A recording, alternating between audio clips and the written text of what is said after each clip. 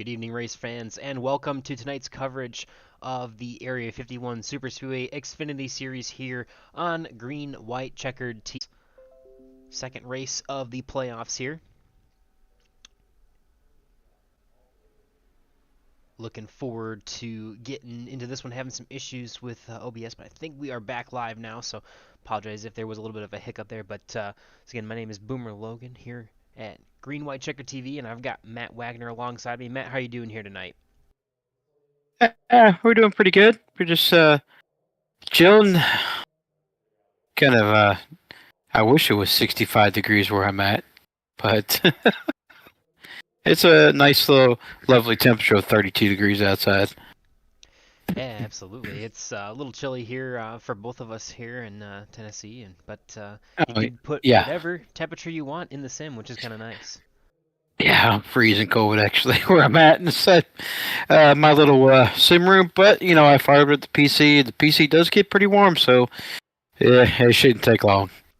As a born Michigander, I'm totally fine with all the cold down here, so it's nice Oh, to actually oh, have some of it. But in the sim, Boomer, it's when you nice and warm. Boomer, when you live down here for oh, I'm guessing about 20 years, you kind of get used to the warm weather. But most of your life, when I lived up north in Pennsylvania, that tends to go away. Yeah, definitely. I don't think I'll ever get used to the warm weather down here, and we'll always long No, for the snow in me Michigan neither. personally. But we'll see. We've got definitely got some excitement on track for tonight, though. We got everyone is qualifying at the moment. While we have that time, we're gonna bring up the points real quick here. You can see fresh from Sim Racer Hub, Kevin Freese last week took over the points lead with that win in the playoffs, putting him at 2,043 points, only 4 points ahead of Gabe Butler, his teammate. Andrew Pileshi, the first driver not of the Team Budnaka Esports guys to be in the point standings with 2,037 points. Eric Laurie with 2,032, just 11 points off the lead, tied with Carl Lingle as well in fifth. See quite a few other names still in contention here in the points graphic for these next three races that will settle the champion. And yeah, it's shaping up to be a good championship battle so far. Definitely a lot of teamwork that we've seen from the Team Bootnaka guys. Definitely seen some good teamwork from other teams working together. I know got Blind Squirrel Racing and got a couple guys in the playoffs and Roswell Motorsports as well as TW Motorsports. So a lot of teams that have opportunities here, and we'll have to see how they capitalize on them tonight, Matt. Yeah. Well, how long have we been away? About 2 weeks now. Yep. Probably. If God, it feels longer, doesn't it? Um, I have to go back and check on the point standings because wow, it's been that long. But Gabe Butler, I think he captured the last one, if I remember correctly. Yeah, No, I think it was Richard Sanchez who no, captured the it's victory. Kevin Freese who won that first race of the playoffs Oh, there. I was not here. Yes, I was absent. That's unfortunate. Yeah, we missed you there, but we're back after the Thanksgiving break, and we are ready to go again. Yeah, the first winner of the first playoff race was Kevin Freese there with Gabe Butler just behind him. So those guys looking to capitalize on another good points night, and we'll see what they can do tonight as we have set the grid for the evening. Drivers are getting in their cars, and we are going to bring up those starting positions here for you on the screen. Another bonus point goes to the 88 of Gabe Butler for grabbing that pole. His teammate of Eric Laurie in the 071 is going to be just to his outside, only 27 thousandths of a second slower in P2 for tonight. Rick Sanchez, 31 thousandths of a second off of the pole inside of row number 2 with Bud Steele of Roswell Motorsports to his outside. Ryan Decker is going to round out the top 5 for the evening with Jerry Bergeron in the number 1 Harley Davidson machine to his outside of row number 3. Andrew Pileshi in that 82 car from Ohio. He's going to be starting on the inside of row number 4 with Corey Buskirk of Blind Squirrel Racing to his outside. Brandon Paul and Ambrose Kniebel, Ambrose also of Blind Squirrel Racing, will round out the top 10 starting positions for the night. Carl Engel, the last driver to take a qualifying lap, is Pay no going to attention start. to the next row. in Pay no 11th. attention. Oh, we'll see here. But Maxwell Caldwell starting in the outside of row number 6, first car not to qualify this evening. And we'll see here. We've got Matt Wagner not racing tonight, but made the mistake I made a Yeah, few weeks ago and yes, I improperly did. joined the Yep, session. So yep. that will, yeah, That's a boo boo. no That's worries, my man. bad. So that'll actually promote Jim Brooks to the 13th starting position with Nick Wing outside of row number 7. Adam I'm sure you Kilway will appreciate be that. 15th with Bob Fitzgerald to his outside, and Dean Wilkinson will start 17th with his teammate Todd Siebels to his outside. 18 cars in the field for tonight as we are looking to get off of pit road in just a moment here. And we are looking forward to, again, 75 laps on the schedule for this evening. It'll be our third time here at Daytona, and I don't even know how many times it's been in this league on Thursday nights in this car at Daytona, but it's definitely been quite a few races that we have here, so a lot of these guys have some experience this season, but also previous experience in the league at this track. But Matt, what are the biggest keys that you think are going to be to tonight's race? The biggest key for me, number one, timing your runs, staying up front, pretty much. And God, I keep praising this every week, Boomer, and I keep saying this to Gael. You got to execute pit stops. You got to find a dancing partner. That's how these team Bootniner wins week in and week out. You see it every week.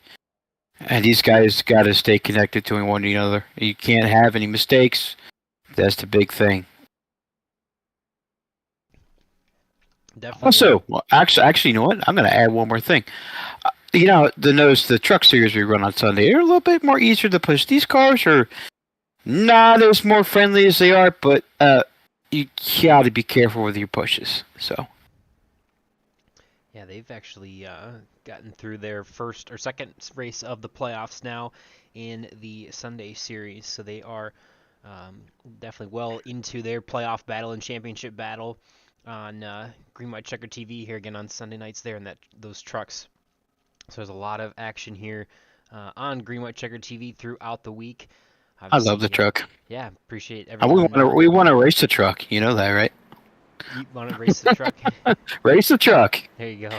If you guys know back then, some of you new schoolers are new to NASCAR. Dale Jarrett, when he drove the UPS car at 88. He was sponsored by UPS, and they were sponsored by the way, spread gold and green, by the way. Yeah, speaking of the 88 machine, it'll be Gabe Butler in that Guinness 88 Camaro leading the field to the green flag, first of 75 laps on the schedule for the evening. He's got a push from the 510 of Rick Sanchez. His teammate Eric Laurie pushed by Bud Steele in the outside lane, and they will lead us around 2x2 for the first of 75 laps. We'll talk about that later if we do have a caution. If we do have a caution, we'll get a chance to hear from our sponsor, 4dracewear.com, where speaking of 15 4D, Jim Herrick, the owner of 4D, has congratulations to him on winning the raffle. He won himself a brand new, nice little GSI wheel, which is pretty awesome. Yeah, definitely good for Jim Herrick, and appreciate him and his support of the league. Our first caution of the night will be obviously sponsored by 4dracewear.com. There'll be a code AREA5115 for 15% off of sim racing equipment from 4dracewear.com. They've got a lot of really cool apparel, and we encourage all of our supporters to support them as well. I got a pair of shoes, you know that, right? Did you finally get those shoes? Yes, I did. Tell us They're about nice. them. Yeah, how are they? They're nice. They're really nice. It's not. I'm not used to it. It feels kind of weird at first because I'm used to using socks. I always use socks, but it's a lot better. You gotta try it. Oh, trouble in the front stretch, but I think they gathered it up. Okay, But anyway, as we're getting back to Jim Herrick and 4D, yeah, it's an experience you should try. If you guys have not tried racing shoes, you guys got to try it. Let's see if we can get back to that action in just a second. Looks like Bud Steele there had a bit of a moment. See if we can pull it up on replay for you here or not. Don't know if we will be able to, but actually there's a moment there. There you see it there. The 88 in the outside lane gets a little bit sideways after the push from the 071 of Eric Laurie. And Bud Steele there, he jumps down to the apron, but he was everyone able to get back rolling again, so we'll jump back live. But definitely a bit of a pucker factor moment Yep. here early on in this one. And we talked about them pushes, Boomer. You have to be careful with these cars. Absolutely. Those noses of the Chevy Camaro line up pretty well, but not nearly as flush or flat as the Ford Mustangs or the Toyota Supras. Oh, they're even worse. Yeah, the Chevys are definitely one of the pointiest noses that we have here in the Xfinity series. But so far, so good. Getting a good push from his teammate is Gabe Butler there in the outside lane with the 071 just behind him. Inside is the 6 of Bud Steele, race winner, won the first race of the season at Atlanta Motor Speedway and looking to get his second of the season here in the playoffs. He's got Rick Sanchez behind him, as well as Ryan Decker third in the inside lane. We got a fan, Caitlin, chiming in. Appreciate you chiming in the chat there, Caitlin. We'll actually, why don't we get a moment? We'll ride on board here with the 48 machine of Ryan Decker as he goes. Yeah, he's somewhere. This is what fourth now in the inside lane looks like from the middle of the pack, and it can be definitely a hornet's nest here. So there's a lot of action going on in front of you, behind you, beside you, even if they're only 2 wide here at Daytona.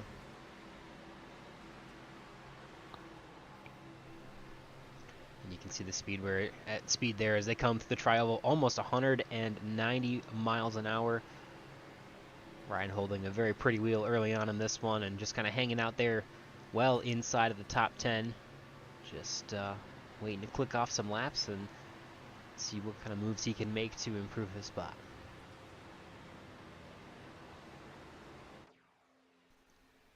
Most of the field kind of settling out single file here, back beyond about 6th or 7th place there. Yeah, there'll be some drivers who are getting a little bit, fancy. They say, I want to get up there and lead some laps. Look at that one car. He get up there. I want to lead some laps. Harley Davidson Chevrolet of Jerry Bergeron there in the outside lane. Had some help. He's going to duck back it in looks like Corey Buskirk in line there.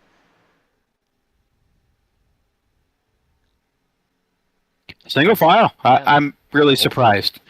Yeah. Really, really shocked. I'm just wondering who's gonna try that outside. Who's gonna take that gamble? Who wants to go up there? Come on, Ryan. I know you want to.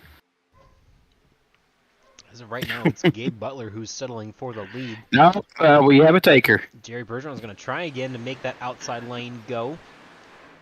Yeah, no one wants to go with him. No help. No help at the moment. We'll have to see if he can either get back in line or get a few more followers there. Oh, he snuck in it? No? Not quite clear. He was clear. He was clear. Spot. Promote him to 5th place. Yeah, wow. Big push from Ryan Decker there. A little bit of displeasure for cutting the nose off there. Do not necessarily blame that for that move, but Jerry does find a hole, even if he made maybe a few enemies there for a moment, but we'll have to wait and see. Yeah, well, it's just trying to send him a nice little say, hey, man, come on. Got me some break. Oh.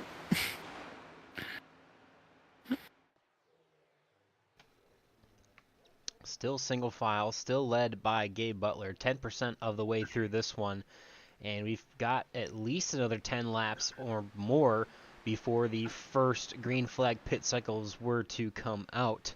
Gabe Butler again in the lead with Bud Steele behind him. Rick Sanchez started 3rd and is in 3rd. Eric Laurie started 2nd, is in 4th.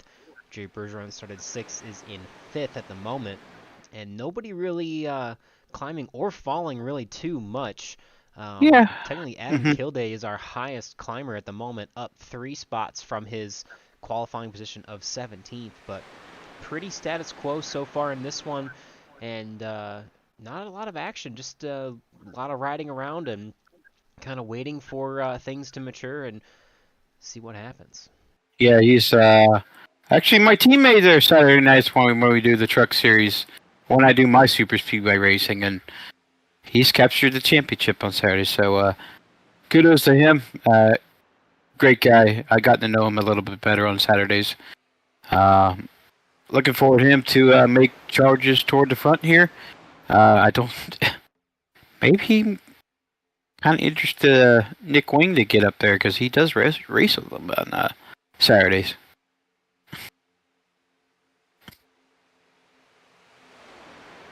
Although it's pretty quiet out here, there, Boomer. I don't see anybody who's really just wanting to go there outside and try to make it work, other than Corey Busker. Wait, here comes Adam Kilday on the outside. Just Got a pretty decent run there. nobody wants to go. Yeah, got a decent run there and was able to pull alongside the 94 there. Actually getting up to the 30 of Carl Engel by himself, but without a lot more help, it's going to be really difficult for him to side draft and make any further progress, but we'll have to see if anybody goes with him. I mean, it just seems like everybody's willing He's going. to Yeah, hang out and he's going. ride. Yeah, he's actually making headway. Actually, Yeah. I think a lot of people are probably trying to save fuel if you can see him moving as much as he is on that outside lane by he don't care himself. about fuel. Yeah, I Nah, he think a don't lot care of other about fuel. people are saving fuel though if he's because Jerry Bergeron now is actually Wait a able minute, to get we up do to. have another taker. Looks like Corey Busker's on the outside up toward the front.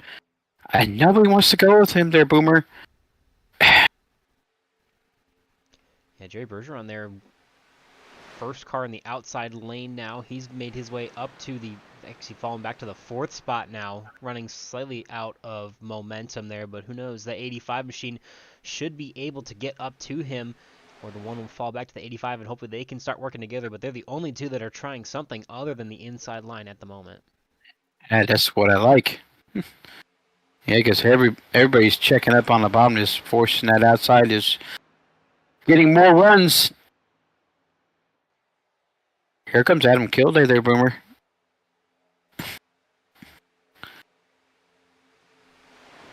He has gotten to the back bumper just about of the one machine, and Adam has made a lot of progress all the way from the back by himself. He is now clearly our hard The charger highest. with 11 Yeah. spots gained the hard way, as it looks like a lot of drivers are trying to save fuel early on in this one. He ain't saving fuel. He's not, but the inside lane is, and that's what allowed him to get up there, I would think, so easily. Now, if Adam pushes him up there and pushes him right in front of Gabe there, oh boy, Adam's going to have a nice little trip to the back. We'll have to wait and see now. Jerry is even with the leader. He actually has the lead at the moment, and he is going to grab, it looks like a lap lead and a bonus point here for Jerry Bergeron. He was clear for a moment. He had a chance to get down there. I think he's kind of being a gentleman and kind of waiting for team player there. Yeah, I had him to get clear, but it's going to be really tough with just two vehicles right up top. We'll have to wait and see if they can get a run down the backstretch here. Yeah, right now, Jerry is clear. Clear to the bottom. Yep, they're both if there. They can take it, and they will. No, 85 gets Jerry to the bottom. Jerry doesn't go down, and he's going to get hung out to dry. Wow, I'm surprised he didn't take that. Adam Kilday gets down as soon as he is clear, and Jerry does not take the same opportunity, and unfortunately, he is going to have to continue to work the hard way by himself now in that outside lane. Yeah, that was a moment he should have took, and he just never took it. What a move for Adam Kilday, though. Now leading this race, he was running in the 13th position, and he made a bunch of moves on the outside lane, picked up the one of Jerry Bergeron, who was further up the field. Adam was able to get to the front, and then when the moment struck, Adam was clear, came down, and Jerry did not go with him and now finds himself in the 8th position, the only car in the outside lane. And it seems like he is able to stay there, mostly Yeah. because I would Hmm. assume still The guys in the draft. inside lane are trying to save a little bit of fuel, and he's also getting a good side draft from the cars below him. Hmm. Usually, if you don't have a lot of help, you are moving to the back all the way very Oh yeah, quickly. So very it's quickly. a couple different factors keeping Jerry in this one, thankfully, early on. But we've got 16 laps into tonight, and we've probably got another 5 laps or so before we start seeing cars on pit road. Yeah. 16 laps in. No, 15 laps in. Coming to lap 17 though. Yep. But we do see moves being made from the back. We have the 28. Looks like Nicholas Wing and Jim Brooks are making their way from the outside, trying to make some moves just before pit stops. Trying to get further up in the field if they can. It looks like for a second there, Corey Buskirk thought about going to the outside. Apologies for some of our camera angles set up in the middle of the grandstands there, but it's going to be the 51 and the 28 working together. Should be able to pick up the one of Jerry Bergeron and try to make the charge towards the front once again, as Adam Kilday has led most of the laps. Not most of the laps, but at least probably about half of the laps now at this point here. Gabe About Butler, 5 laps. yeah, Gabe Butler probably leading still the most in that 88 machine. He's looking for those bonus points in the championship. Gabe is to try and further increase that lead over some of the other drivers and also catch up to his teammate in the 25 machine of Kevin Freese, who is unfortunately not here tonight. So we will Oh, what a have, move by Nick Wing there. for sure, have a change in the championship standings for the leader by the end of the night, as Nick Wing mentioned there, gets down to the inside line, and so does Jim Brooks there. And that leaves Jerry Bergeron again out to dry on the outside. He's going to find a hole right in Yeah. front of Nick Wing, so that's going to make it all single file once again. A great move for the 28 and the 51 machine to get closer to the front of the pack here just before pit stops. And Jared Bergeron finally finds a spot in line in the 6th position after riding around on the top lane about in the 8th spot. So a couple extra spots for him there. And we got more takers. It looks like the 48 of Ryan Decker is going to try and get a couple spots here on the outside, as he's got a good move, and it looks like he's going to be clear. He's going to get 2 spots ahead of the 28 and the 51. So Ryan Decker promote him to the 7th position, as there's a little bit of separation in that pack, but Adam Kilday continues to lead us around here as we are again getting ready in just a few laps here for the first green flag pit stops of the evening. Going to be at least 3 sets of pit stops here tonight, about the 20 lap mark, about the 40 and 60 lap marks as well. And we'll have to wait and see if any cautions interrupt that green flag pit cycle or not. But if there are no cautions, then it's definitely going to be who can get in and out of pit road the best, the quickest, and the most organized. And that's going to really separate the field, as we'll probably see here with this first set of green flag pit stops, Matt. Oh boy. Oh boy. Oh boy. Oh boy.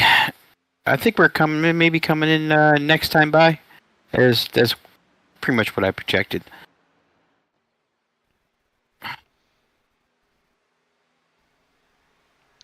We've seen some guys come at the 20 lap mark, the 21, the 22 lap mark in races here in the past, so we'll see if nobody taking to pit road this time by.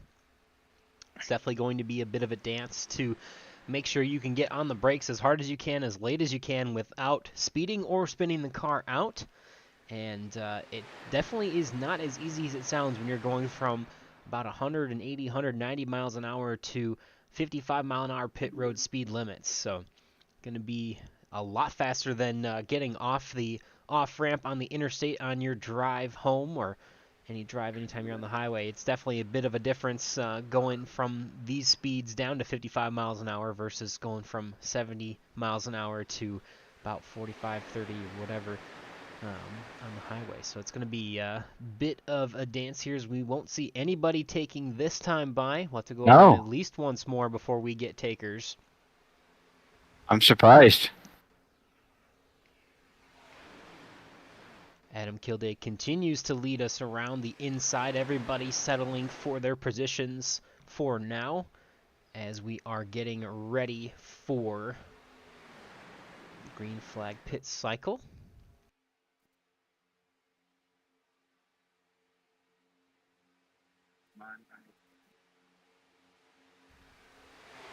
Into turn 3, and we will see if anybody is going to take this time by. Yeah, Like to I'm think getting that calls on the. Yeah, I'm most of the getting calls field, on the radio. yeah, most of the field will probably be coming down this time by, and we're gonna see. Oh, the one gets turned. He's gonna get into the inside lane, inside wall, and that is gonna be a huge incident for Jerry Bergeron as pretty much everybody except for 7 drivers is in pit road this time by. Gabe Butler leading them down. A big moment for Jerry Bergeron. Gets turned into the inside wall, and that is going to be really difficult for him to recover from. He's probably going to have to burn that fast repair early on, and unfortunate here for him early on in this night. But Nick Wing and Jim Brooks now are leading the pack of the drivers that have stayed out one extra lap. Andrew Pileshi, Brandon Paul, Maxwell Caldwell, and the TW Motorsports drivers of Dean Wilkinson and Todd Siebels here are your drivers on the racetrack still. And you'll see here, 28 machine going to be coming down to pit road. A couple drivers still staying out at Oh, least one yeah. more lap. I do have a pit road penalty of Ryan Decker. He would, because of the incident he caused with the one car, he actually went too fast coming down pit road. So he's got a 40-second stop and hold. That's gonna pretty much hurt Ryan's chances. Yeah, definitely unfortunate for him. Unfortunate for Jerry involved as well.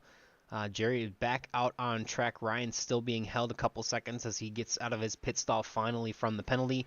Andrew Pileshi, Brandon Paul, and Maxwell Caldwell here on lap 24 are still out on the racetrack. I wonder if they're trying to save enough to make it only on 2 pit stops here. We'll have to wait and see. I don't know if they'll have enough, but they're going to try and get down to pit road speed safely here together.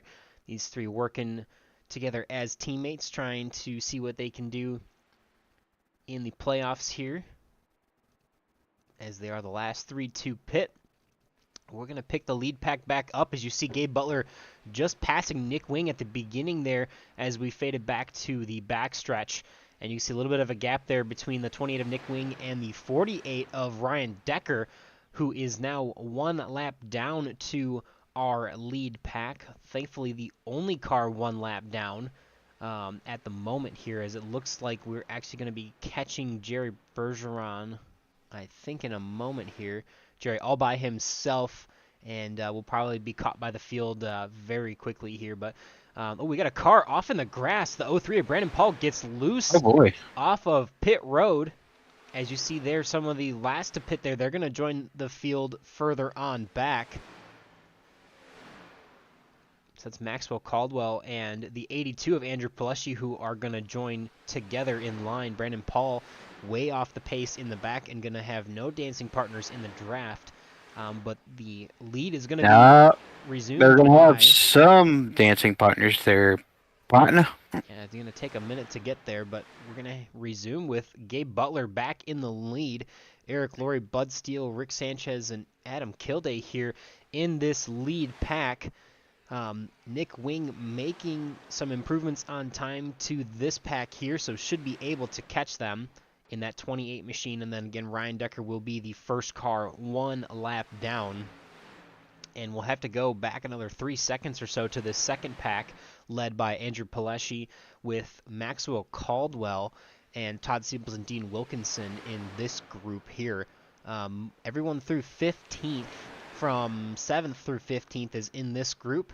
And then Brandon Paul back here by himself, about 9 seconds off the tail of Corey Buskirk in 15th. So he is not going to have anybody here to help him. And he's probably going to be a sitting duck for quite a while, actually. No dancing partners for him, and he's got a little loose off of pit road, or not pit road, but the the access road getting back onto the track, and definitely unfortunate for him.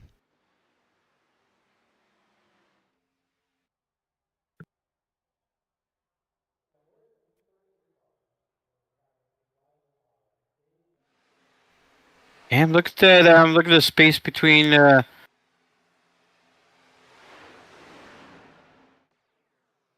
Oh, okay. Having some internet issues here, it looks like. Not sure if that is iRacing related or on my end. So I'm getting reports that actually is the iRacing servers are going a little bit crazy for some drivers. So I'm hearing it's happening across every other platform here, like different leagues. Or I'm hearing across yeah, a little bit the jumpy radio. here. So I apologize for the interrupted coverage here. We'll try and get that sorted out as soon as we can. But everything I can see from my PC, we are still live, which is good. But we'll see Gabe Butler there in the 88 machine leading the field right now, with the 071 of Eric Laurie behind him, Rick Sanchez, Adam Kilday, Bud Steele, Nick Wing in this group of 6 cars at the front of the pack. And again, tack on the 48 of Ryan Decker, who is 1 lap down. And again, we apologize for the interruptions in coverage. Some issues ongoing with iRacing, as we have currently lost the cars. Oh And boy, there we yeah, go. Yeah, we found it's them. you got where are we all It's right? getting, yeah, it's getting a little bit worse, but we'll try and keep going here. Yeah, I'm. Oh, I lost a driver. I lost 2 drivers. Trying Uh, to figure out where we are at, but we have lost timing and scoring from iRacing as well, so we will bring up the iRacing window and see if we can make sense of. Yep, okay. So we should still be live on OBS, and I apologize. You'll see some extra things on the screen here, but iRacing has closed the network channel and basically has we closed the have session here for so us. so we have thrown a caution of the guys have disconnected. It's kind of unfair for the other drivers. So the admins have decided to throw a yellow uh, just because the iRacing issue here. It's kind of like really totally unfair for the playoff drivers who 40 Racewear, makers of the ultimate sim racing shoes and custom apparel designed for sim racing by sim racers. 40 racing shoes are engineered to connect racers to the pedals in a way no other racing shoe can, all the while giving you the comfort needed to complete those double and triple stints. Visit 40racewear.com and check out the latest sim racing products that let you connect to your sim.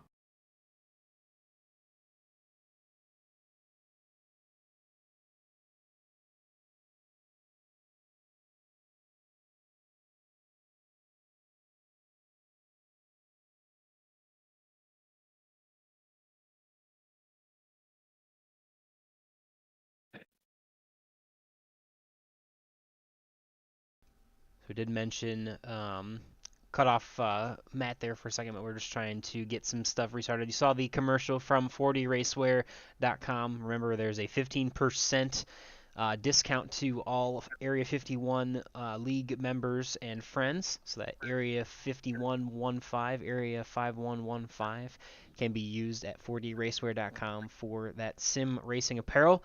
And we have regained,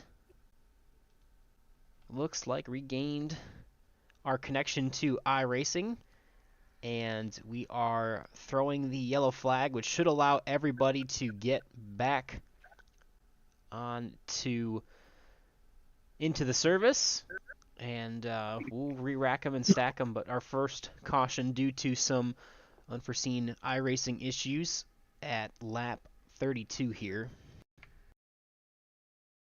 So what I'm gonna give me just a second, Boomer.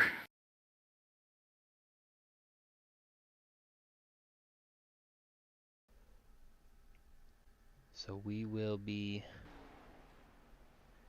yellow flag here, and we will catch up to the action here. Probably going to wait a few minutes to sort out some of the issues, as it looks like I'm showing that everybody except for maybe Jerry Bergeron has been able to rejoin. I've got live timing and scoring for all of those drivers. And at the moment, the 04 of Ambrose Kniebel is shown as our race leader. And Matt is going to step out of the booth and put his admin hat on for just a moment as they figure out what needs to happen for some of the chaos there, as drivers are trying to make sure they can get back onto the lead lap, because it looks like Maxwell Caldwell is scored one lap down. He's getting his lap back that you'll see being waved around the pace car. Todd Siebels has already been waved around. I think he was actually 2 laps down, so now he will be 1 lap down. Bud Steele also and Andrew Pileshi being waved around the pace car to get them back onto the lead lap. The benefit of the caution probably going to the 48 of Ryan Decker the most, because as the caution came out, he was the lucky dog candidate and helped him get back onto the lead lap. So everybody in the field, except for Jerry Bergeron, who appears to not be in the sim anymore. Not sure if that was a connection issue or if he did actually retire early, but he is out of the race car, and unfortunately don't believe he's going to continue for tonight. But everybody able to come down here on pit road and get service. Ambrose Kniebel just getting some fuel, which promotes him to the lead at the moment, and we should be able to get back green fairly quickly here. We've got one more car, looks like the 45 of Todd Siebels, to be waved around the pace car. And the rest of our lap down cars, Bud Steele, Nick Wing, and Andrew Pileshi, again, we're not a lap down, but we're lap down due to the iRacing connection issue, are able to get back up to the lead. And Andrew's gonna slow down here on the backstretch as they catch up to the pack. It looks like Nick Wing is actually going to go around one more time. Must have been another lap down, not sure, but he's going to go back around the field one more time. We're starting to sort it out a little bit here, but Ambrose Kniebel, Gabe Butler, Corey Buskirk, Carl Lingle, Eric Lurie, Dean Wilkinson, Rick Sanchez, Jim Brooks, Bob Fitzgerald, and Adam Kilday are your top 10 at the moment. Lights are still on the pace truck as we continue to sort through the issues here, as it looks like Andrew Pileshi is going to get another lap back, as a couple more cars are actually still a couple laps down. A couple drivers are going to take advantage of the pit cycle and take some additional fuel and or tires, as Gabe Butler through Ryan Decker are all on pit road here from 4th to 13th. Bud Steele is going to make a pit stop, as I believe he is finally back on the lead lap. Yes, Keegan, it is the iPacing server here tonight, as some of the issues have arose with connection. Unfortunately, it actually kicked us out. Definitely so rude for iRacing to kick the broadcast out of the sim, but we are back live, and Ambrose Kniebel, actually technically we never left. We were always live, but thankfully iRacing is done with its temper tantrum, and we should be ready to go here. So I'm showing, now we're looking at the times. Everyone is under 50 seconds off of the lead, which means that we should be all on lead lap and ready to go. Andrew Pileshi is the last car to come out of pit road, so he's going to catch back up to the field here and should be able to make the green flag, as the lights are off on the pace car. And the only two cars you're going to see here single file are Ambrose Knievel and Carl Lingle, who are going to restart side by side. Corey Buskirk in third place. These three drivers of Blind Squirrel Racing are the only three drivers who did not pit more than once. Everybody else in the field had pit at least twice or had some wave arounds or other circumstances to put them single file and further back in the pack. But we are ready to go. Actually, one more lap with the pace truck. The lights are back on as we make sure Andrew Pleshy is able to catch back up. Ryan Decker is going to jump to the back, being the lucky dog candidate, so he's got the tail end of the longest line penalty to restart this race, but that is going to put everybody back on the lead lap of drivers still in tonight's event. And again, reminder, obviously Matt up here in the booth tonight, he is not racing, but joined the session incorrectly, so we get to see his car scored even though he's not racing. And the one of Jerry Bergeron has been our first retiree for the evening,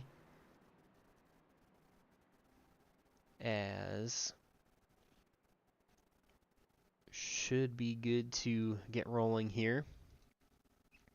We're going green this time. All right, so Ambrose Knievel will be the leader.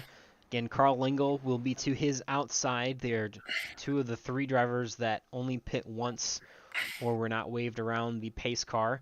So Carl Lingle will be the first car in the inside lane by himself, as everybody else behind him pit twice again or had issues with laps down. So Gabe Butler is going to start fourth, Eric Laurie in fifth, and then single file all the way back.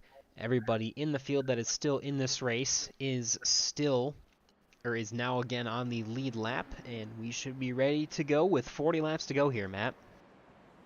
Yeah, that was pretty much unfortunate events, but good call on the admins for throwing the yellow and kind of deciding it's not fair for the guys who got disconnected. It wasn't out of the deal. It was still like an iRacing issue, and it was handled very well. I applaud the admins. Now, let's do this. We got one car on the outside, though. It'll be single file to restart this one, so we'll have to wait and see how everybody gets going here, as Ambrose Knievel is going to lead us to the green flag with teammates behind him and beside him, as they are going to look to probably get single file there. And the entire field now, once again, single file and underway. And the pace truck is finally off, and we are ready to get back to racing, as the 88 is going to pull to the outside with a good run on the restart here, with the 071 on the 510 of Rick Sanchez in tow. Eric Laurie, the second car in line, got quite a bit of momentum as Gabe Butler is going to try and make his move back to the front of this pack, and it looks like all three of them might be cleared. Not quite for the 510 of Rick Sanchez. The 88 and the 071 teammates are going to get clear on the restart, and they are going to take back control of this race. Yeah, I'm watching the 45 of Todd Siebel, so it's like interesting strategy call to stay at the back, or maybe some damage. I'm not seeing any damage on his vehicle. Maybe just a little strategic call. Everybody's thinking like, oh, everybody's just starts getting a little bit, a little bit antsy up there, and just taking it easy. Yeah, other than the restart being single file, this is the most double file action that we've had pretty much all night so far, other than the initial start, as the 071 and the 88 are going to jump back to the outside lane there, trying to block the progress of the 55 of Dean Wilkinson and Bud Steele on the outside lane there, as the 04 of Ambrose Knievel is going to get back to the lead there. We'll see who leads this one this time by a little bit more momentum off of 4 to the outside lane.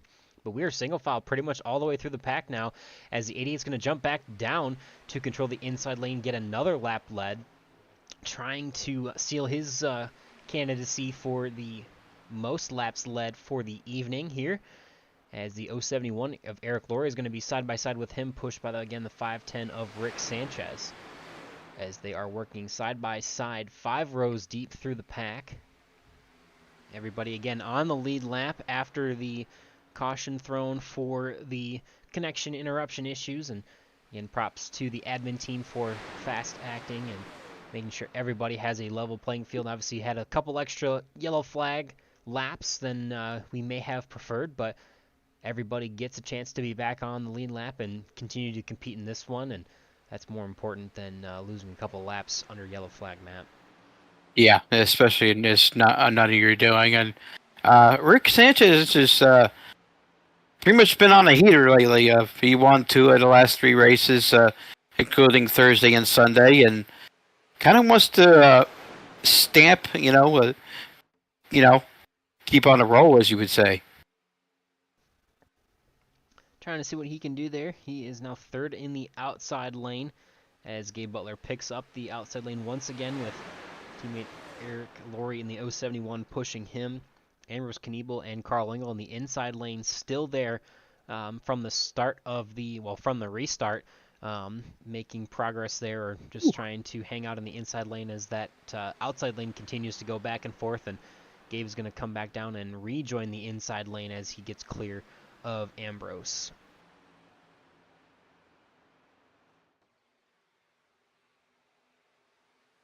What a deal. Got some nice side-by-side racing. Now, we're not fuel saving anymore. We're doing a little 2x2, just trying to get the lead. Yeah, we'll see. Excuse me. It'll be pretty close because just about everybody pit last on lap 33, which Right. means there are 42 laps to the finish, and I think that means everybody's pretty much good to the end there, Matt.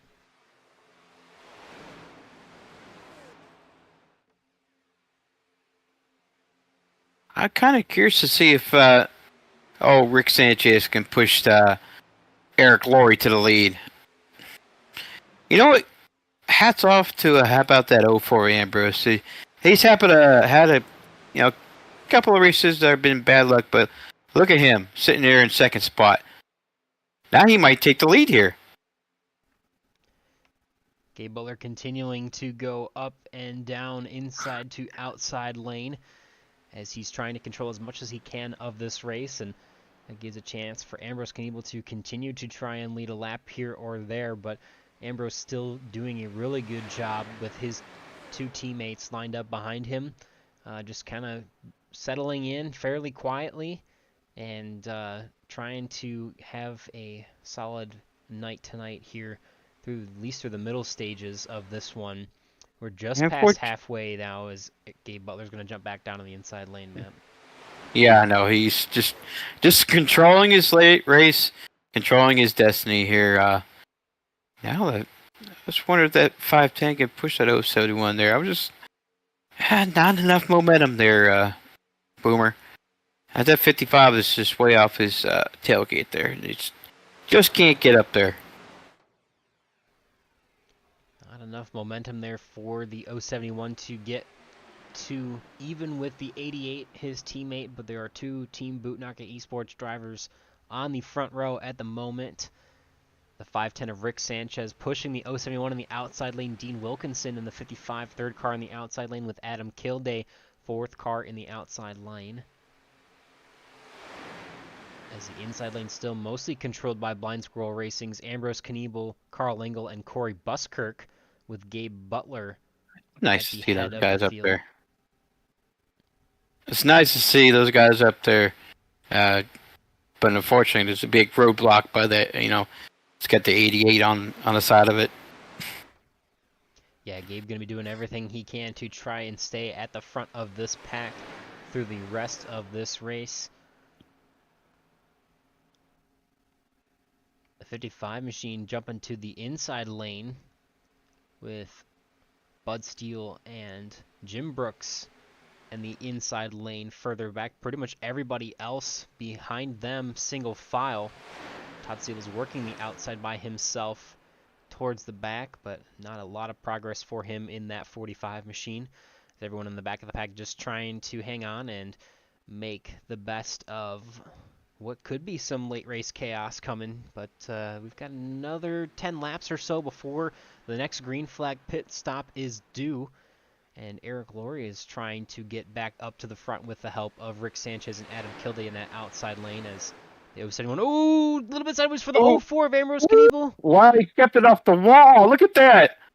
Oh, Wow, kept it off the wall, but not able to rejoin. Gonna have to slide back through the grass. Man, let's see if we can pull up a wow. replay of that. Whoa. You see him sliding on the apron there. Yeah, you got to. Yeah. If you go back and rewind there, see if we get back to rewind that. So we see the action here as he keeps it off of the inside wall. Very, very good job by that 04 machine. Tries to get back up Woo! on track to rejoin, and unfortunately not able to make it onto the track. Almost slides up in front of traffic there, but keeps it down Almost. and gets back into the grass. And wow, what a moment for Ambrose Knievel, but very fortunate for him to keep that car in one piece without any damage whatsoever. Unfortunately, he is going to lose the draft with that action. And we'll jump live here, and we'll see that he is about 10 seconds off of the lead now with no one to help. He's going to be hoping for a caution to catch back up to Yeah. the pack in this one. Yeah, he got on that apron, just upset that car, and just around he went. But I will say this: that's a nice save from keeping it out of that inside wall. But unfortunately, he's going to pay the price of losing the draft. He's going to have to catch a caution to catch back up.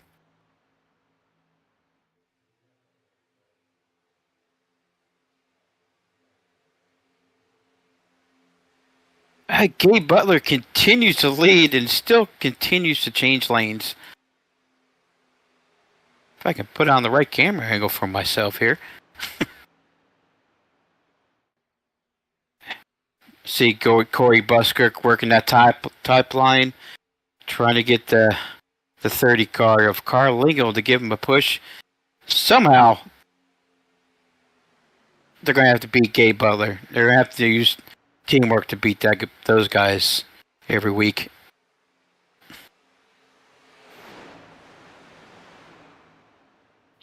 I see the 45 of Todd Siebels has worked his way all the way from the back to the front, and looks like it's time to make a move. And looks like the 30 car is having a hard time pushing the Corey Busker. Oh, a little bit of contact on between Eric Lowry and Corey Busker. But they managed it to. Oh, we got a lot of contact there. Yep. That's going to be a yellow. Oh boy, that is the yellow what Ambrose has been looking for. But on the bottom end, his teammate says took a bad for the worst. Corey Buskirk with a lot of damage. Carl Lingle with a lot of damage. Todd Siebels, he backed away. He saw something brewing. Yes, and that was a great mindset by Todd Siebels there to avoid that accident. That was great driving. Yeah, we'll pull it up on the replay here. The 071 and the 998 side by side as they enter the corner. And the 998 coming down a little bit. The 071 coming up a little bit. Yeah. Get close enough to make contact. And you see here when they do, that's going to send the 071 up into the outside lane. And across the nose of the 998, and he is going to make contact with the outside wall. The 30 of Carl Lingle involved. Looks like Bud Steele gets through okay. Todd Siebels, you saw there, checking up in the outside lane. Able to slow down in time, so that it's going to be the only 3 cars involved. Looks like they're going to be the 071, the 30, and the 82. Sorry, the 998, the 30, and the 071. Everybody else making it through. But yeah, you mentioned fortunate for Ambrose Knievel to catch back up to the draft, but at the expense of his 2 teammates, unfortunately. We'll jump back live and see the progress here. Yeah, unfortunately, Eric Lowry had to take a tow. He did have a bit of an engine failure, so he opted to tow, and it's going to be at least like a 2-minute tow. Yeah. He may be 1 lap or at least 2 laps down before he gets back onto the racetrack. That's pretty unfortunate for Eric. It was not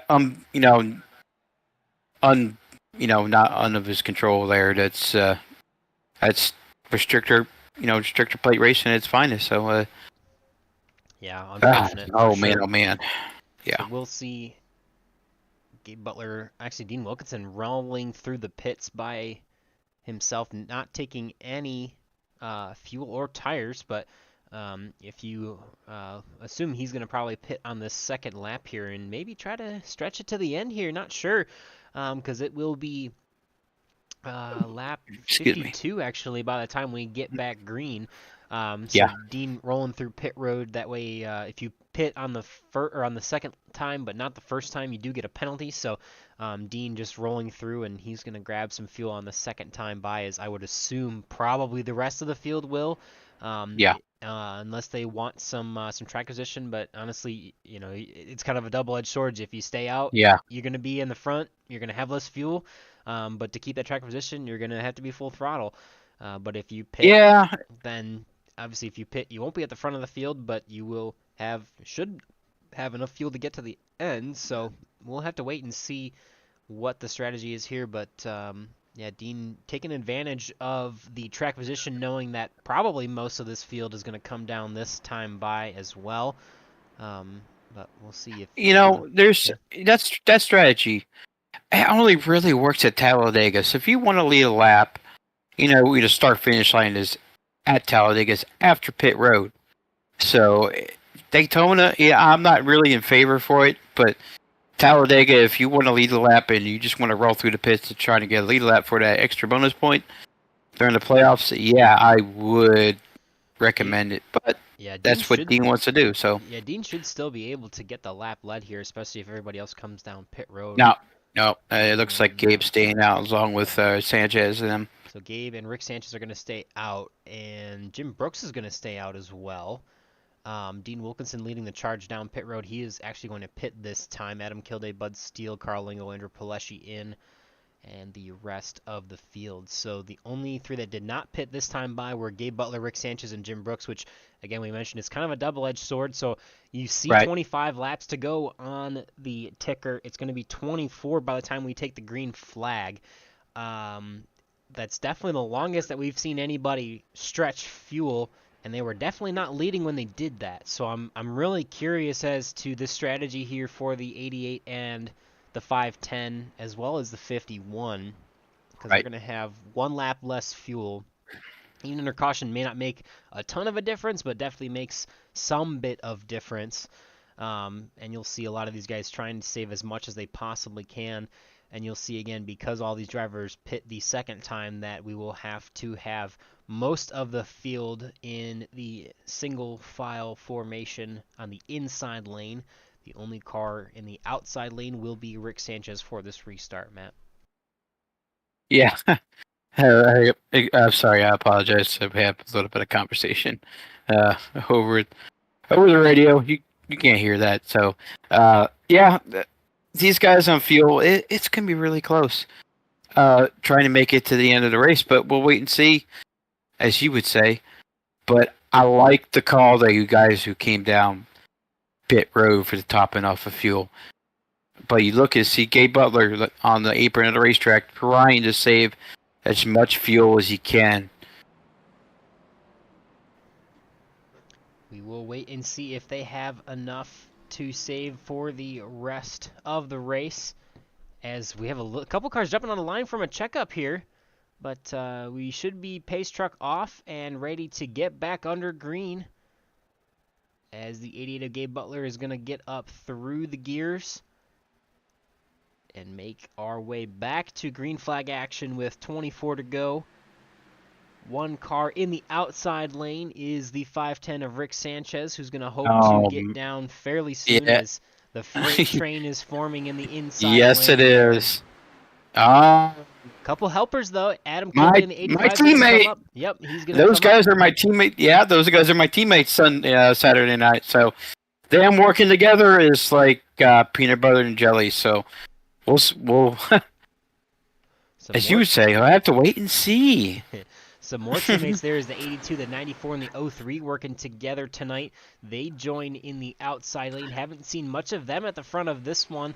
They've just kind of been hanging out in the pack and trying not to do anything crazy, as Jim Brooks is going to get out of the pack and looks like make a pit stop here as he gets down to pit road. But we're going to keep rolling here. Green flag action. Rick Sanchez in the inside lane now, pushed by the 85. They get clear into the bottom, and that's going to promote the 82 of Andrew Pileshi to the lead in the outside lane with Maxwell Caldwell and Brandon Paul in tow, as the 510 is going to try and click off a lap lead. Adam Kilday led a lap earlier in this one, as well as the guy who probably is close to the most amount of laps led so far this evening. That's Gabe Butler in the 88 machine, third in line in the Look, inside. yeah, I really don't talk about Max very much, but he's doing a very good job pushing Andrew up there toward the lead. But I think Andrew might lead this lap here. He got it. He got it, yes, by 0.008 of a second. So Andrew gets the bonus point for the lap led there, thanks to his teammate and former broadcaster here at Green White Checker TV, Maxwell Caldwell, in the number 94 Oops All Berries Captain Crunch machine, as they are working their way on the outside lane, doing pretty well so far with 22 laps to go. Going to see what they can do and try to get to the front of this one. They are just kind of hanging still there, a decent amount of enough energy to kind of stay there, but I don't know if they have enough energy to get out to the front. But we'll have to wait and see, as Rick Sanders is going to continue to control the inside lane with everybody else rolling single file on the bottom throughout the rest of the pack here, with 21 laps to go as we cross the stripe and head into turn number 1.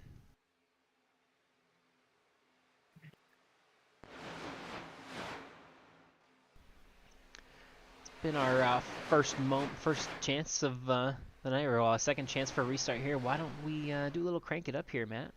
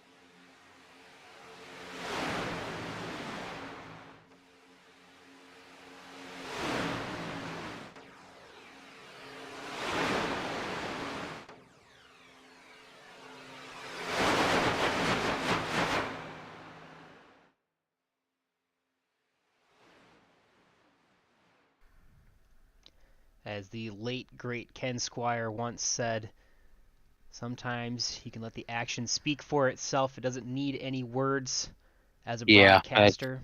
Yeah. And it is great to hear the hum of these motors as they run around Daytona International Speedway. Yeah, if you guys don't know, Ken Squire was a broadcasting legend.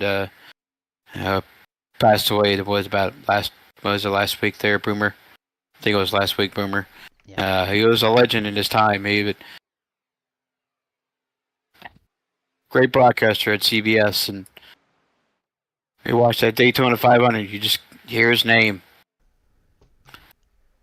Definitely. Man, it's been a while. Yeah, the iconic calls of the 1979 Daytona 500 are thanks to him, and the very iconic last lap battle with was it Donnie Allison and Cale Yarbrough, as Richard Petty came back to the checkered flag, and definitely can't get into this I guess business, as it were. Obviously we're pretty small time, but can't get into this without thinking about him and all the things that he has done. And, appreciate everything that he did for racing and for broadcasting in general, and has inspired generations to come as we try our hand at doing something that he was so incredibly good at. But we got 18 laps to go here at Daytona. Andrew Pileshi, you saw, got the move, the push from the 94. He's going to get to the bottom and try to control this race for his teammates, as the 510 of Rick Sanchez is going to settle for second at the moment, with Adam Kilday third in line in the inside lane. Now the 94 machine getting the push from Brandon Paul Not enough energy now in that outside lane. They're falling back just a little bit, but Andrew Pileshi still able to get up to that front with the help of the 94. And we will wait and see where the next move comes from, but we are pretty quiet throughout the field here. Again, a couple guys double file here in the outside lane, but pretty much everyone further back still in the single file positions. Waiting to see how this one plays out.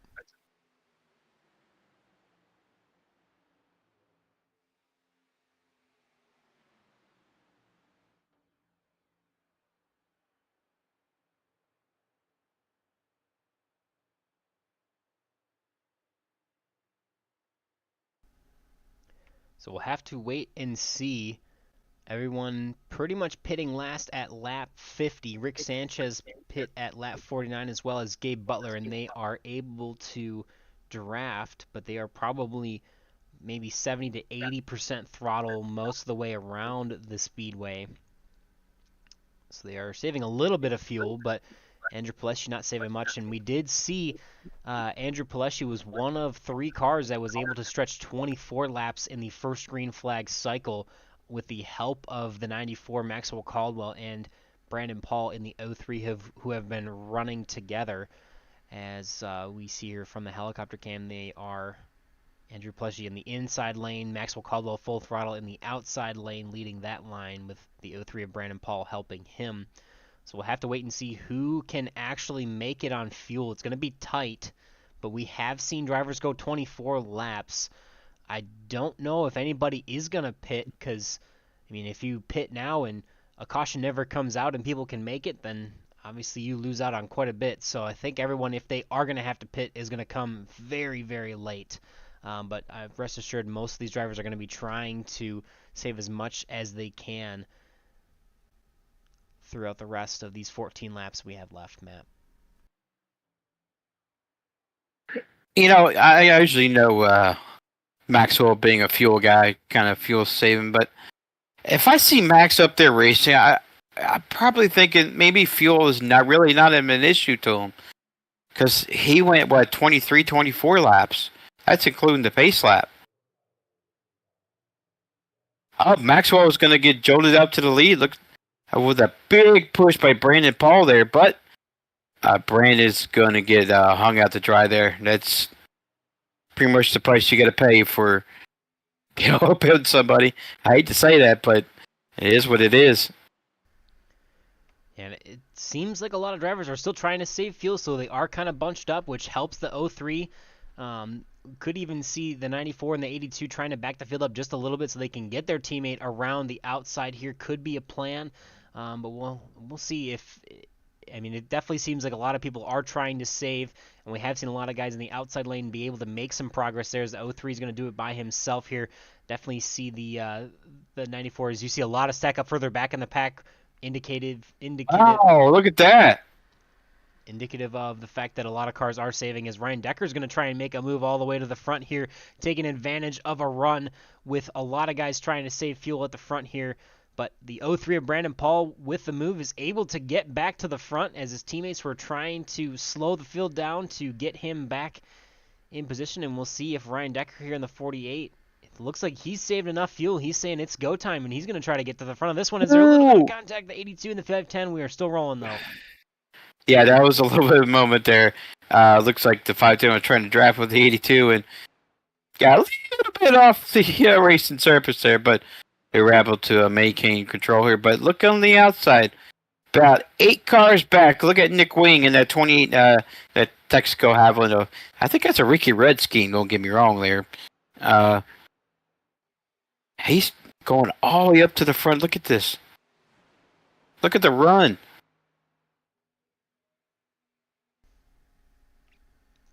Yeah, look at that run from the 28 to catch all the way up to the 48 there. Nobody wants to lead right now. Yeah, nobody wants to lead right now because they're all trying to save fuel. We mentioned how far, really only stretching 1 or 2 laps at the end of the green flag cycle. But we'll have to wait and see.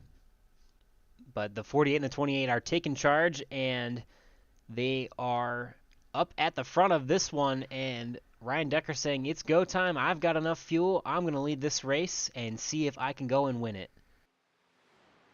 That's a good mentality. I think there might be a little bit of separation between the 03 and Maxwell. I think Maxwell is a little bit scared right now because he knows he's not really on the throttle there. I think he got a little bit too racy there, and he's a little bit concerned now. Yeah, we'll have to wait and see. He might just be those trying to save a little fuel as well as the 03 because I don't think that they can make it, but it seems like the 90 or the 48 and the 28 have enough as they are pushing full steam ahead and are actually trying to break away from the pack at the moment. Yeah, they're doing a pretty good job, yeah. Only about a 3/10-second gap.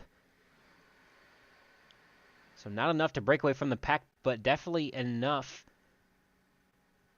to be a little more comfortable there. As you see, there's a little bit more gap back to Maxwell Caldwell. And we'll see. They might have a two-car tandem breakaway here if everyone else from the 03 on back is trying to save too much fuel. I really hate that for those two guys because, when those group cars get together, be like, okay, we're good on fuel, they're going to track them down. Like, oh my God, they're going to come like by about 2, 3, 4, 5, maybe even faster lap times than the two cars by themselves. And Ambrose Kniebel and Corey Busker coming down to pit road. They're saying, nope, not going to have enough, so we're going to commit to getting a little bit extra fuel.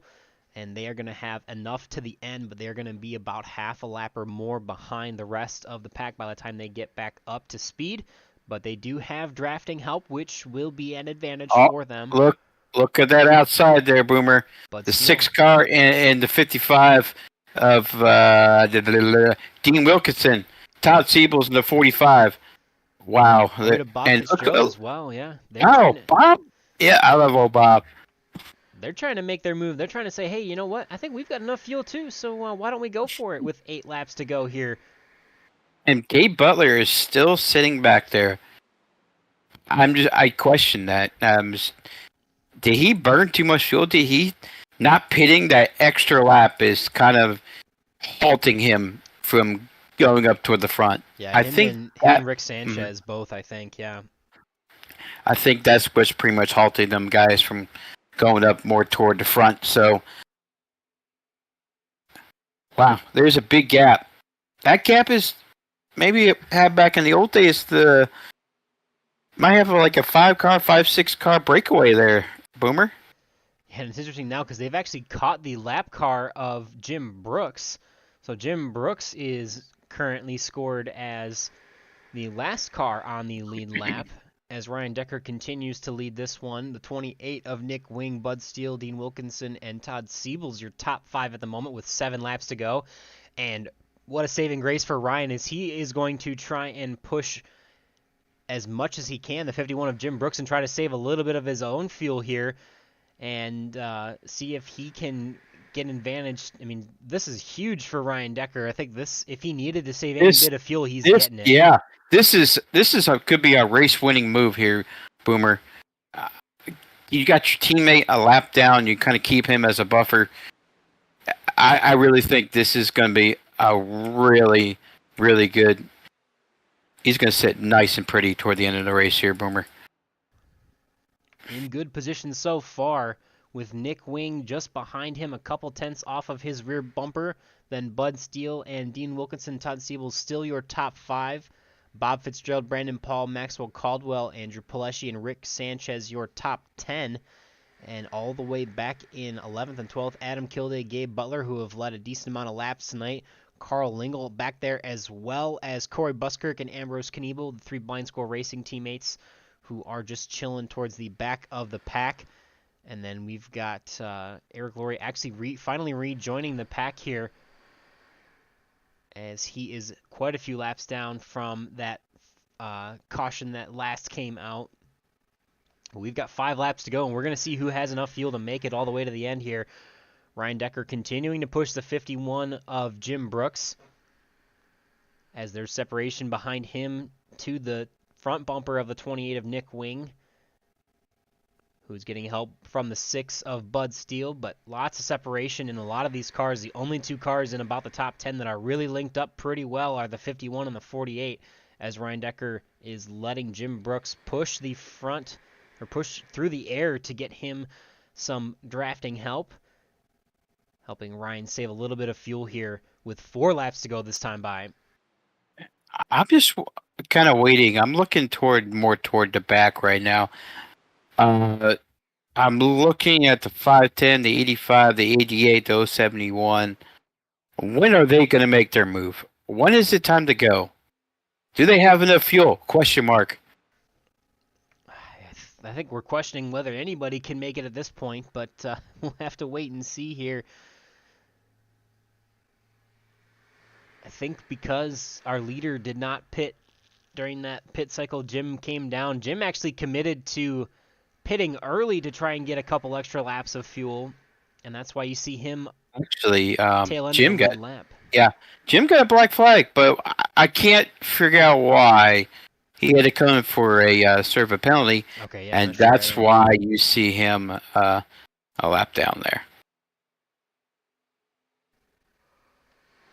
Can he make it too? That's the question. Yeah, can he make it too? Yeah, you're right, because he would have pit on lap 50 as well as the rest of the field. And yeah, 25 laps, going to be, again, a little bit of a stretch, but if you're not leading, you should be able to do it. We saw Ryan Decker take advantage while everybody was saving fuel, got to the front. He brought Nick Wing up there with him, and they still find themselves in the first and second positions. We're going to be 2 laps to go as they cross the stripe as a couple cars are ducking down on the pit road. Dean Wilkinson and Todd Seal is out of fuel. Wow. Ryan 2 Decker, more laps to go. Can these guys make it? Ryan Decker trying to do everything he can to save every ounce of fuel in that number 48 Sensi machine as Nick Wing and Bud Steele are linked up and trying to make some progress. Not a lot of separation actually between the rest of the field as they are still probably trying to save as much fuel as they can. It's going to be 1 lap to go this time by. We're going to get the white flag, and if we get the white flag... Wait a minute. I have my spidey senses have tingling me. I'm watching the 88 and 071. They have hooked up. The 28 is going to come down and pit this time by. We are white flag at the line. The 6 of Bud Steele is going to try and get around Ryan Decker here to the outside. And he is going to successfully take over first place, and he is going to tuck in behind the 51 of Jim Brooks. So the lead is with the 6 of Bud Steele. Ryan Decker. Look back there. Yep, the look 88. Look at Gabe Butler. Look at the run they have. The 071. Oh, God, Ryan Decker is out of fuel. Ryan Decker and Gillespie out of fuel on the backstretch. Can Bud Steele make it? Trying to make it behind the lap car of Jim Brooks as a pick. Carl Lingle in second place right now. Do they have enough fuel to make it back around? Do the 88 have enough momentum? He's going to do it. Will not. Bud Steele is going to lose at the line. It's going to be Carl Lingle in the 30 Sunoco machine. Wow, Bud Steele ran out of fuel at the line. You got to be kidding me. Carl Lingle with the upset. Nice job. Carl Lingle in 30. Fittingly enough, Sunoco machine has enough fuel to make it to the end. At the line, beats Bud Steele, Gabe Butler. Nice job there, Carl. Nick Wing is going to come home 4th, Maxwell Caldwell 5th, as the rest of the drivers are crossing the line. Ryan Decker going to have to settle for the 8th position here tonight. What a finish.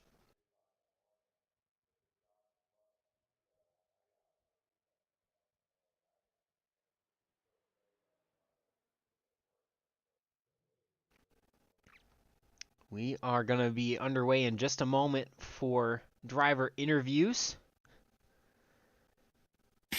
As the first driver to be interviewed will be the 88 of Gabe Butler. I love first-time winners. Man, I'm excited. Yeah. Well, we'll start with Gabe Butler here in the 88 machine. Man, that was quite a bit of a crazy fuel mileage race from that last restart there, Gabe. Take us through everything that went through that final fuel run there for you guys. A little bit of strategy that we saw from you. Yeah, we kind of messed up and didn't top off there, and but we were able to make it barely. I ran out just right before the start finish line, so I mean, I'll take a P3. I hate these fuel mileage races, but it is what it is. Good strategy, I guess. Yeah, was definitely not expecting to see you guys stay out there. I think it was you and Rick Sanchez thought everyone was going to try and get down. I would have. I mean, I guess I thought that a lot more would be able to stretch fuel as we saw Maxwell Caldwell and others go 24 laps on the first green flag pit cycle. But yeah, it was definitely surprising. Obviously, cautions kind of fell, kind of a weird way after the incident in the middle there with iRacing. But yeah, I mean, you guys still were able to save a little bit of fuel and still had a pretty good charge to the end there, though. Yeah, we were waiting until the last minute. Eric was a couple of laps down, and so with about a lap and a half to go, I said, let's get up there and see if we can get a position or two, and then a whole bunch of them pitted, so which really helped us, and ended up getting a P3. So we'll take it. Yeah, so that last pit cycle, you actually went 26 laps on fuel. Obviously, granted, there was a caution lap or two in there, but that was definitely pretty impressive for you guys to save fuel. I assume the strategy was to duck back in line and just kind of save fuel and ride it out to the end. Oh yeah, we were saving fuel that whole last run. I mean, I started out a half a gallon or 6/10 short, and I was a tenth of the good by the time we came to that last lap there. I knew I was going to run out either at the line or right before it. So it worked out for us. Yeah, we were saving that whole run, man. Crazy. Yeah, definitely still a solid points run for you for sure. Going to be a little bit of a jumble in points from, I believe, everyone behind you. And obviously, unfortunately, Kevin can't be here racing with us tonight, but still a solid points night for you. Obviously, the pole, a couple laps led, I think, pretty close to the most laps led, and third place. That's got to feel pretty solid going into the second to last race of the playoffs. Oh yeah, for sure. Definitely good points night. Didn't have any incident points either, so that helps. So yeah, we'll just take this one and get the heck out of here and move on to next week. Yeah, hopefully iRacing Super Speedway is less of a fuel mileage race for you and not as crazy trying to save fuel, and you guys can just hit that loud pedal and go as hard as you can. Oh, absolutely. Yeah, and good job by the admins there clearing up that mess. Everybody disconnecting. It was the right thing to do, just to get those guys back in the lead lap, give them an opportunity to pit, keep it fair for everybody, because it's nothing as frustrating as that. But when that many people drop out, then you got to do something, and I'm glad the admins made a decision there and did a good job on it. Yeah, I definitely agree there. That being the right call and able to make it competitive for everyone and equal and fair. So yeah, definitely appreciate you highlighting them. As while we have you here, is there any thanks or shout outs you'd like to give for that third place finish there tonight, Gabe? Yeah, big shout out to Eric there, helped me at the end. Her Bootnark was a little bit short-handed tonight. No, Kevin had to work. Brian's in school, so of course, Area 51 for putting this on, and you guys up in the booth, Boomer and Matt, always do an awesome job, guys. Looking forward to watching it later. Yep. Thank you, Gabe. Appreciate you. All right, Chance. Yep. Good luck, buddy. Thanks. Alrighty. We've got. I guess we'd talk to the guy who ran out of fuel. It just came a little bit short, but I'm sure he'd be happy with a point stay of second place. So, Bud, it's good to see you there. Tell us about your race and how short were you coming to the line there, Bud? Let's see, about an eighth of a mile. It started sputtering about 100 yards off of 4, and it's like, oh, come on, baby. I was hoping I had enough of a little cushion there, but I don't know what I didn't look to see what the final difference was. But good job, Carl. It'd be 23 hundredths of a second. That's not bad. So I needed 23 hundredths of a second of fuel, I guess. So there you go. But we had a good race going there, and then that server glitch. We were looking good coming out of the pit stops there. Then had to start all over again. So good job, everybody, and hate fuel races, but had to try to play it. Yeah, you're not the first one. 2 of 2 interviews have mentioned how much they hate those fuel races, but still, I mean, I hate him too. yeah, still, obviously you guys took pretty good advantage. We thought you were gonna get the win there at the line, and Carl had just enough fuel to get past you. But I mean, overall, still got to be a pretty solid points night for you. You were 6th coming into tonight, only 12 points off of the lead. Only 8 points off of Gabe Butler, who is probably going to assume the lead after this week. But I mean, it's got to feel like that's a pretty solid night for you for points, and I mean, got to feel good going into the final 2 races of the season for the championship, I would assume. Oh yeah, can kind of. All I wanted to try to do tonight at Daytona was just try to stay close to the leaders, and ended up kind of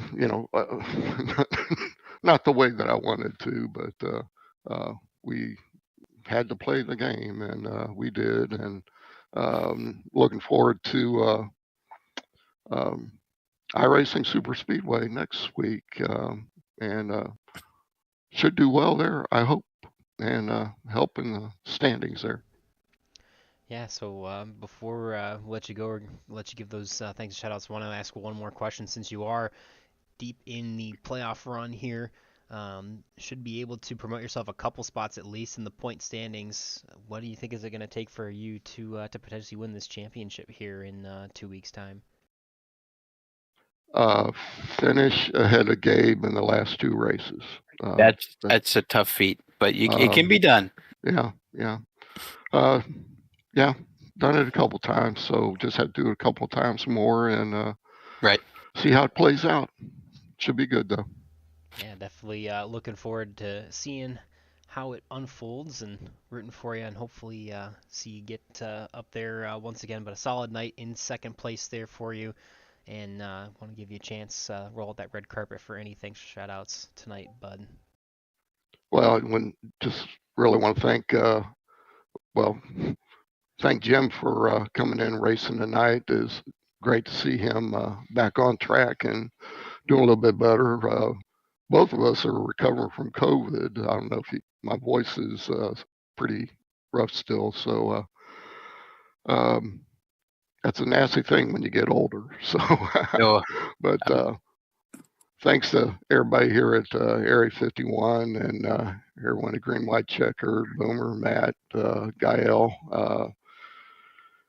I want to thank my beautiful wife again for supporting me in this, and we just want to try to hang in there, do well the next 2 races, and have a shot at it. Well, you definitely put yourself in position there tonight, bud, and I want to say congratulations once again, and good luck to you, and hope you feel better soon, buddy. Oh, yeah, and congrats to Carl. Good win, babe. All right, good deal. Well, we'll talk to you soon, bud.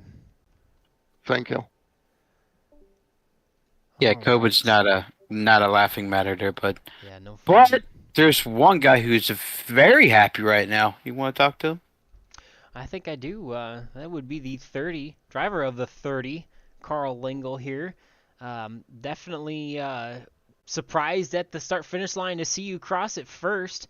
And obviously, I think it's pretty fitting that you're running the Sunoco scheme tonight, Carl. Had enough of that Sunoco race fuel in your Chevrolet Camaro to come out on top. And Matt and I were discussing, but we believe this is your first win in Area 51, is it not? I love first-time winners. Hell yes. Yes, it is. Very exciting. How does it feel, Carl? Feels good. Feels even better that I had just enough gas that when I crossed the finish line, it sputtered. Oh, wow. Definitely 'Cause, seemed like it was a wow. pretty solid fuel run there to the end. But it seemed like you kind of hung out towards the back of it for the most part, just trying to get as much fuel saved. I would assume it ended up being enough. It seems. Oh, I tried saving right from that last pit stop, and it was one of those things where it was like, I don't really know if this is gonna work, but screw it, I'm gonna try it anyway. Yeah, I would notice you were riding on the top lane, with I think it's about 10, 20 to go, all by yourself. I'm sitting there like, I'm thinking in my mind. I never said it on the broadcast, but I'm like, wow, he's burning a lot of fuel there. But guess what? In the end, you got there up at the front, at the end, where it matters the most. Well, it worked pretty good. I mean, yeah, I did like 2 to go. I got on it, and I started passing some cars, and you're looking for places to tuck in back in line to where you could at least try to go back into saving a little bit. Right. Yeah, it worked out just right. Wow. Yeah, definitely. A couple people were commenting that they weren't necessarily fond of the fuel mileage race, but obviously it worked out pretty well for you. And I mean, obviously, always exciting to get that first win. Definitely want to ask you, how do you plan on celebrating this one tonight? Well, I've already been celebrating. Beer. No, I don't drink. Okay. Hey, kudos to you. Yeah. Definitely exciting for sure. I mean, we also got to talk about the playoff hunt because you were only 7 points behind Gabe Butler coming in tonight. Obviously, Kevin unable to be here tonight, so I would assume give the lead to Gabe Butler, but you are hot on his heels right now. Don't Probably know got 1 exactly. point there. Yeah, don't know where the points are gonna fall, but you should be pretty darn close to Gabe by now. And pretty well on your way to the championship battle there with 2 races to go, Carl. How does that feel? And how does that feel? Go for it. Well, next race is iRacing Super Speedway, right? Yes, that's correct. Yes, it is. Yeah, Yes, it is. yeah. Yep. Yeah, that track, anything can happen. Either you can run really good, or you find yourself in trouble really early. Actually, you know what? That racetrack for me, it is probably one of my best racetracks. Not many people are too fond of it, but it is an imaginary raceway back when in the papyrus days. But it's still a great racetrack for me. So hopefully that win can kind of spring your momentum forward more, and hopefully to some more wins down the road. Yeah, I just have to stay light on the gas pedal anymore. There you go. Yeah. There you go, man. We definitely saw some. I mean, obviously we've seen some good moments from you guys at Blind Squirrel Racing so far this season. Obviously, you guys have been at the front at different times, and we've seen, really honestly, what seems like some really crappy luck for you and Ambrose and Corey at different times. It's got to feel good to kind of try and capitalize, and after some of the bad luck that you guys have seen as a team, great to. I know obviously they didn't maybe have the night that they were hoping for, but got to feel great to finally capitalize and bring one home for the team, I would assume. Oh, I'm telling you, man, if you ever want to know where a wreck started or where it was, just go to my car because I always find it. Well, it happens to everybody, buddy. I need to use a brake company for my next sponsor next race. There you go. For yourself or for everybody else around you think? For me, I need some good brakes. How about some Wagner Quiet Stop? There you go. Hey. I'll have to see if I can find them. There you go. Well, good deal. Well, I do want to ask one last time. We've kind of asked everyone, pretty much everybody in the top 3 has been in the hunt for the championship too, but want to ask, what do you think is it going to take for you to try and come home as a champion at the end of the season? I know you said iRacing is kind of a crapshoot next week, but what is it going to take for you to maybe hoist the trophy at the end of the season? Either next 2 races, either you got to be running up front, or You don't want to hope anything bad happen to anybody else, but it's either that or there ain't too many other ways. Well, we'll hope to Yeah, see you at the front of the pack in the next two, Carl, and want to roll out that red carpet for you now and give any thanks or shoutouts for that first win in Area 51 for you. All right, thank you guys. I'd like to thank everybody that makes this possible. It's a lot of fun. Everybody gets along, and of course my teammates over at Blind Squirrel. Say, Ambrose, you're the legend, buddy. Yeah, we had a nice little chat after the race. He seems like a pretty cool straight dude. So I hope I get to talk to him very soon. So great job there, Carl. Looking forward to seeing you next week, and hopefully this can lead to more wins, Carl. No, absolutely. You need a break. You'd always come down to the Blind Squirrel chat. We have fun down there. Alrighty, buddy. We're gonna let you ride off into sunset with the trophy. So congratulations once again. All right, thanks, guys. He's a pretty chill dude. I like him. Yeah. Hope he wins more often. Yeah, good to see, as always, good to see a first-time winner, and very excited Yes. for Carl. And like I mentioned, he's had some of him and his teammates have not had the best luck at times this season, but very great for him to capitalize and get a very hard-earned win with the fuel-saving mode here and the last green flag cycle on this one. Very exciting. All right, well, I believe that it is time to pull up some race results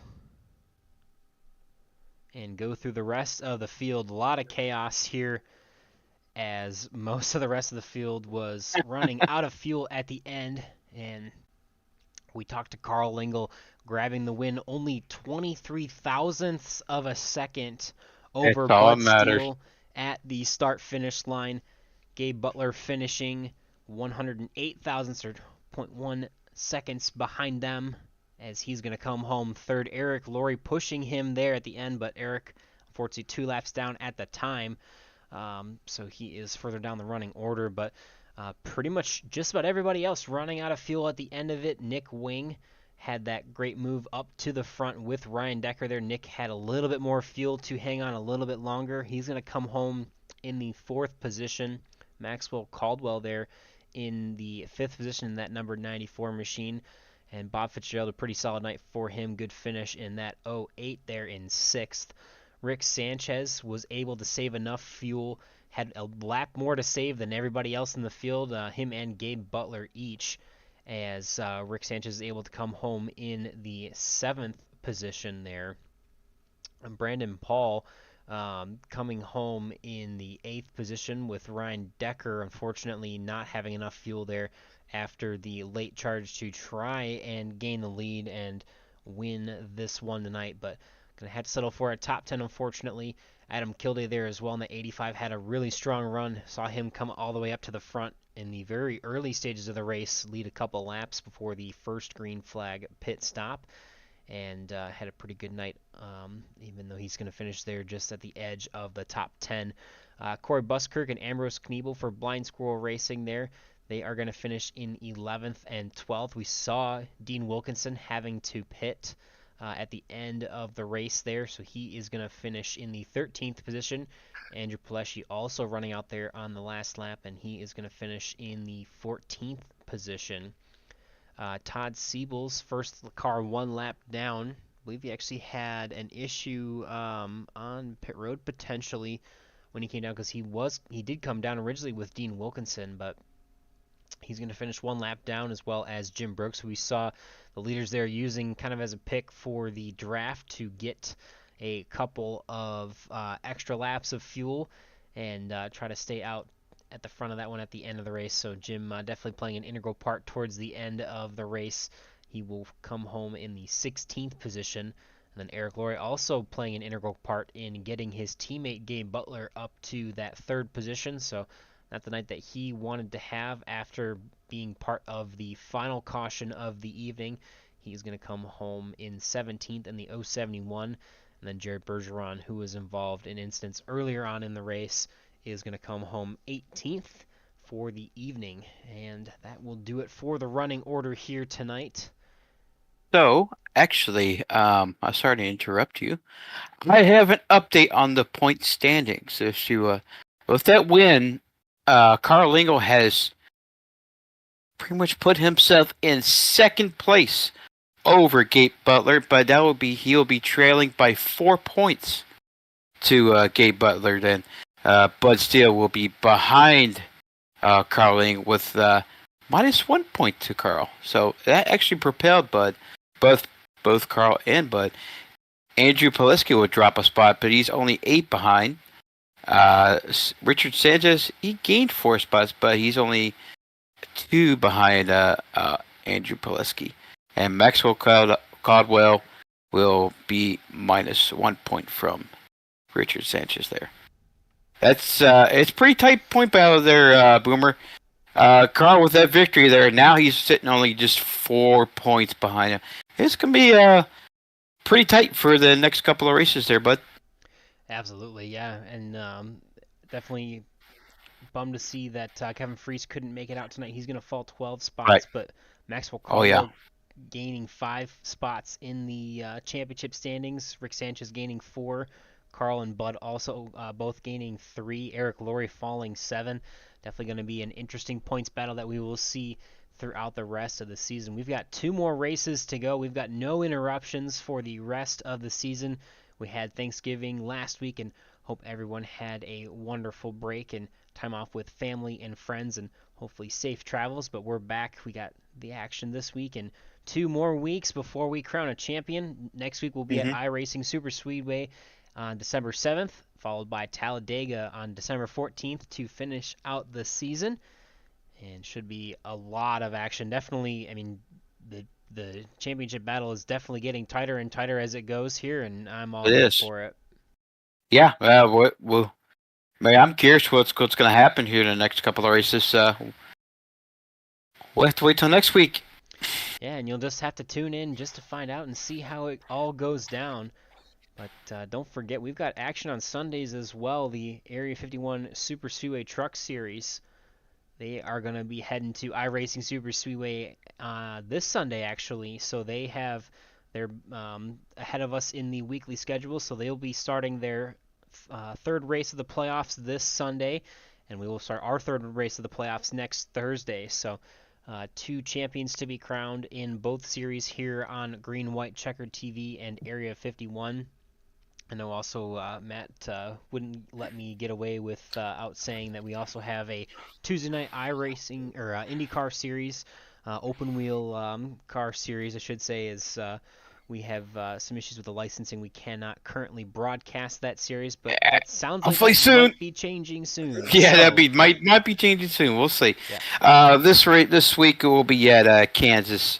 Just one of our for drafting tracks, you say a little bit of pack racing, just like you see done here over at Daytona. This time we'll be in the fragile Indy cars. Just I wish we can broadcast that.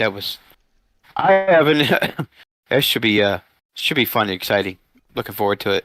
Yeah, so we're still trying to crown a champion over there as well, but obviously cannot broadcast it, unfortunately, but still a lot of good racing that goes on there. If you're interested, definitely make sure you reach out to anybody involved with the league here and see if you can get in to that series as well. We've got, like I said, action here in 2 more weeks before we crown a champion in pretty much every series here, but make sure to tune back in specifically to Green White Checker TV on Thursdays and Sunday nights for the broadcasted action, as we'll be looking to crown those champions and bringing you all that fun and excitement.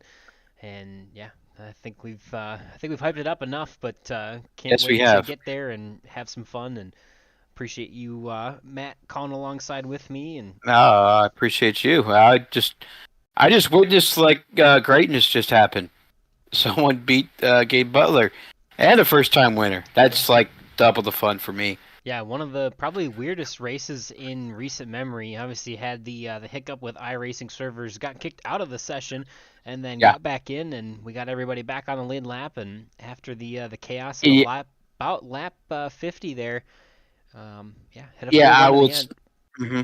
Yeah. So before we leave you in stride, thank you to the admins.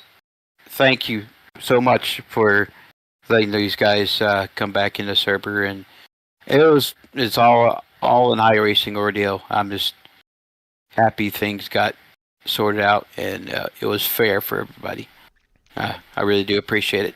Yeah, definitely a big shout out to them for just sorting that out and getting it settled the right way and giving everybody an opportunity to stay in the race and stay competitive. And even though there was an issue that was beyond everyone's control, everybody had the opportunity to get back and get in and have a good race for the rest. Obviously, like I said, we lost a couple or laps due to caution, but that is a very small price to pay to deliver such a great finish. And again, big thanks to really to the whole Area 51 team. Obviously, without them, there would be no us. So we appreciate everyone involved with the league and everything that they do to keep it running. And just another indicator tonight of how good of a job that they do here and how much we appreciate everything that they do. So, thank you guys for putting this series on and letting us be a part of it and letting us call some of the action and occasionally stepping in the cars to join on track every once in a while, Matt. And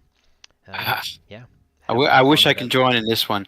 I wish I can join in the next one, Yeah, we'll see. Might but have to. I told Gael that I'd like to try and get in the car at some point here for a broadcast and be in hey, race reporter. So nice, maybe not here in the playoffs, but we'll try and get that going for maybe next season and see what we nice, can do. So good. yeah, it'd be It's good fun. to see you back. Yeah, it's good to go see you back on the track. But you know what? I think it's time to get out of here, Boomer. How about it? I think so, Matt. Well, for myself, Boomer Logan, and for Matt Wagner, we thank you all for watching the broadcast, and hope you all have a good night. Again, check back here on Sunday for the Super Speedway Truck Series, and back here again on Thursday for the Xfinity Series. And yeah, appreciate everyone. Hope you all have a great night and a great week, and we'll see you soon. Good night, everybody.